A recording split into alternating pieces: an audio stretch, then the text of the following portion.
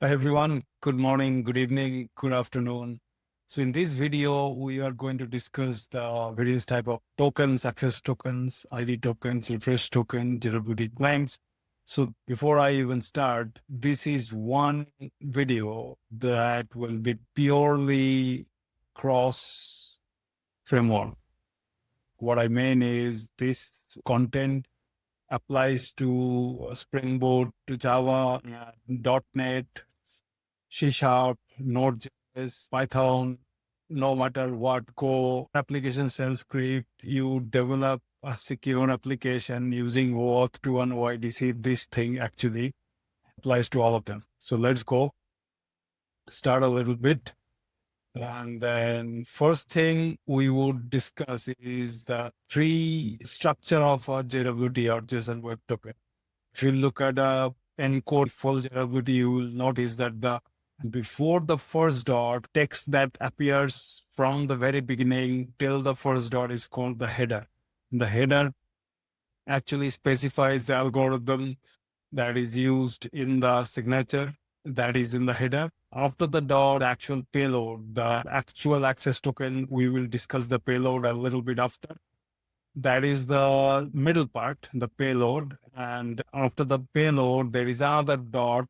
And after that dot, there is the JWT signature comes on. As we covered in the digital signature coming as the last part of JWT is a verification that the payload has not been modified. One clear distinction I would make here that is written also here, encoding is not encryption. JWTs are normally, for the sake of speed, is just encoded in base64, not encrypted for most use cases, because you can verify, you can take up encoded JWT, go to a site called jwt.io, paste it on the left panel and have the JWT decoded value on the right. So that proves it that it is not encoded. It is not, sorry. What is the advantage? As long as you can prove that through the digital signature that the payload is not modified, that's all you need. Okay. So let's see that we covered the three-part structure, the header, then a dot, then the payload, then another dot, then the signature. Let's see, keep going. Access token, there are three tokens that we will talk about. The first is the access token. This is coming out of OAuth2 and open authorization. This is all about authorization. So if you are a client, if you're a client application, maybe Postman, maybe Sanskrit, maybe something else, one Spring Boot calling another Spring Boot API, all you need is to obtain access token and present the access token to the REST API that you're calling. And if the access token is authorized, you are just going to get access, right? That's what the access token is. It's called a bearer token, like a bearer check. And how it is to be said, the header is authorization, a capital colon, then the bearer literal string, then a space, then the actual token value. Usually short-lived, like typical values are 5 minutes to a few hours, not more than that.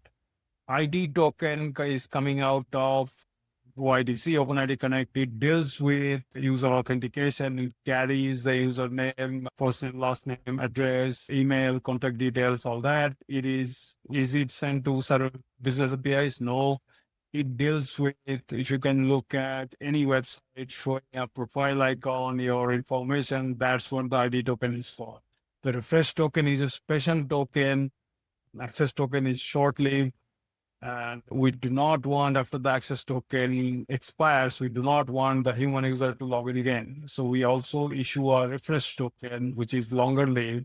And the client can go to the authorization server with the refresh token. When the access token expires, present the refresh token within its validity, which is 7 days to 30 days, and get another short-lived access token. That's the purpose of token. Never present it to a business API. It is not going to honor it.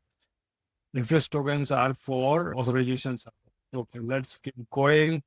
And we will decode, understand this is a sample access token, and these are the claims. EXP stands for expiry. If you copy this, go to Google or go to ChatGPT, paste it, you will get the exact timestamp.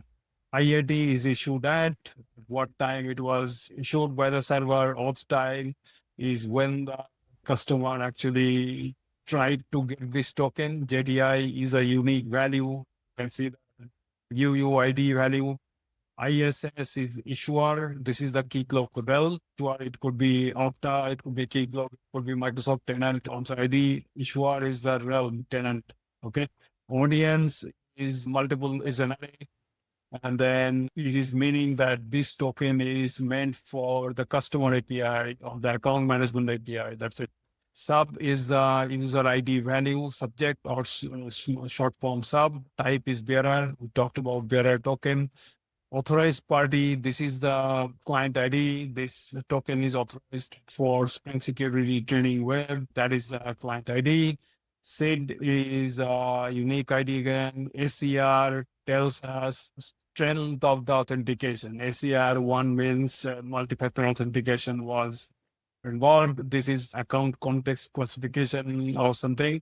And then scope is what the client requested to receive back. OpenID is OpenID claims, first name, last name, all that. Profile is also related to OpenID.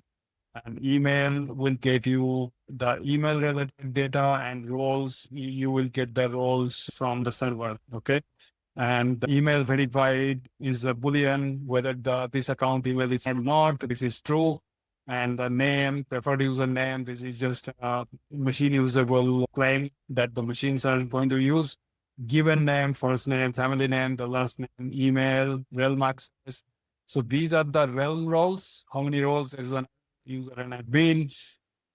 And then this one is a client role. Client roles looks a little different than the realm roles. We can say that this token will be able to read customers and write customers. Excuse me. And then the account, it will be able to manage account and fill profile. Then let's see what is the client credential. This is already 8 minutes. I believe I would rather make another video of this, and then we will go from there. So there's a lot to cover in this series, and if you like it, please subscribe, and I will see you in the next video. Till then, have a great day.